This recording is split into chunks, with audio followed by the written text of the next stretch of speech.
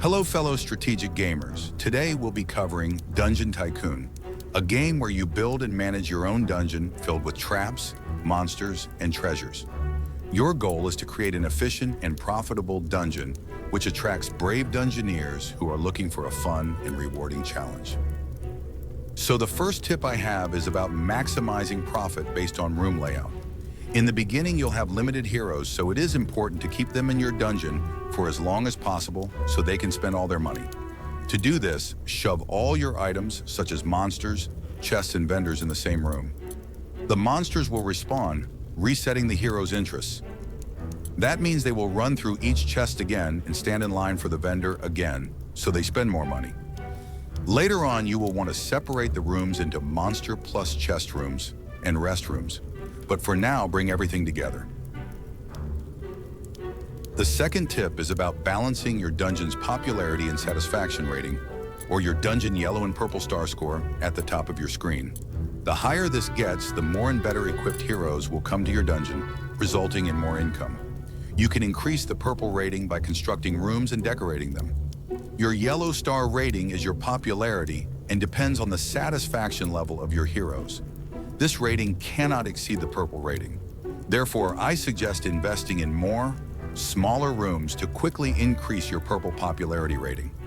After that, you can start fulfilling your heroes' needs, such as spawning more monsters or creating places to rest, based on what their feedback suggests. If your purple and yellow star rating are the same, make the dungeon hard so that your monsters kill the heroes. You will obtain souls which are useful for upgrades and locking chests. The third tip is about fees. In my experience, it rarely pays off to increase the cost of vendor goods such as potions. There will always be heroes who are dissatisfied with the increased goods, which results in them not buying the potion and being less satisfied. It can be more profitable if you accurately monitor the prices and what heroes are willing to pay for them, but it is cumbersome. Leaving them on default cost is the most efficient way for them to be profitable. If you have enough souls, I do recommend upgrading your vendors, but only once you have unlocked the second tier of vendors. You will not regain souls once you sell upgraded first tier vendors, and the second tier vendors have much more stock. For the entrance fee, I suggest leaving it at 10 for the first star rating. After that, multiply your rating by 10 and set your entrance fee to that amount. This will make sure nobody finds the entrance fee too expensive and optimizes your entrance fee income. This strategy will work until you have roughly 3 stars, after which the entrance fee becomes too quickly expensive.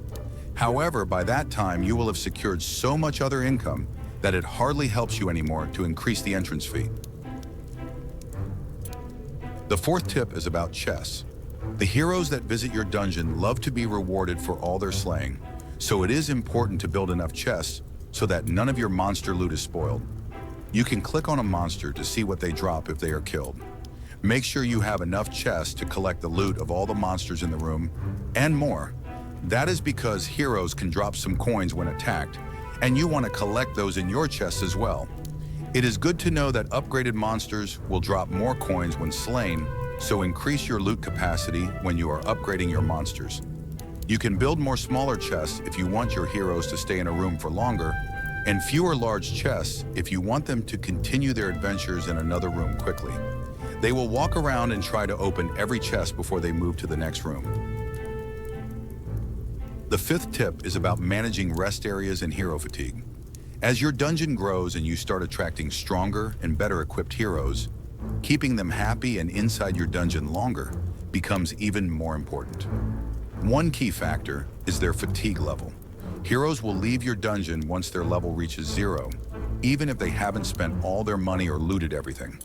To manage this, strategically place restrooms in your dungeon layout. Restrooms allow heroes to recover from fatigue and continue exploring. In the early game, you don't need to worry about this too much. Heroes will usually leave after spending most of their money anyway. But once you start attracting heroes with deeper pockets and higher patience, rest areas become essential. A good strategy is to place a restroom after your first big combat or treasure area, so heroes will pause, regain stamina, and then continue spending money deeper into your dungeon. Be careful not to overbuild rest areas though.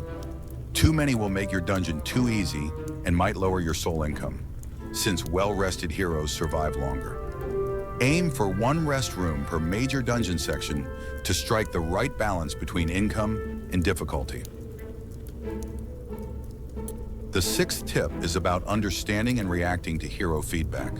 As your dungeon grows, you'll notice that heroes leave feedback when they exit.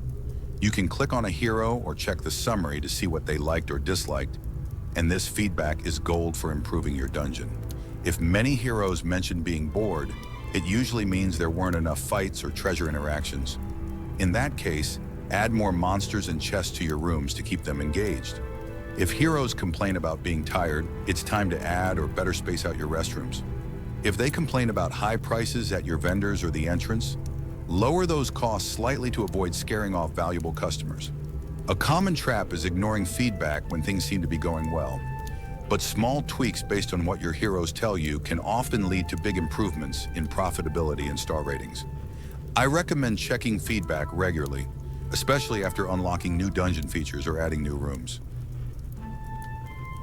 The seventh tip is about dungeon flow and hero pathing. A well-designed dungeon not only looks cool, it also controls how heroes move through it, which can dramatically impact your income. The key idea is to create a loop or path that encourages heroes to visit the most profitable parts of your dungeon multiple times before they leave.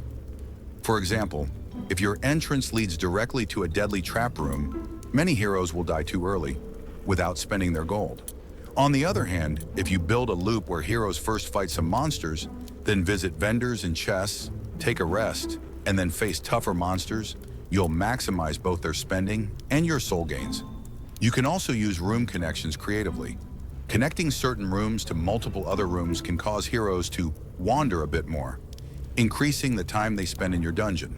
Conversely, if you want a more efficient flow, create a mostly linear path with strategic stops for rest and spending. One thing to watch out for is dead-end rooms that cause heroes to backtrack too much. This wastes their stamina and can reduce satisfaction. Try to design paths where heroes feel like they are progressing deeper into the dungeon, with clear rewards and challenges along the way. A good dungeon flow feels like an adventure to your heroes and a big payday for you.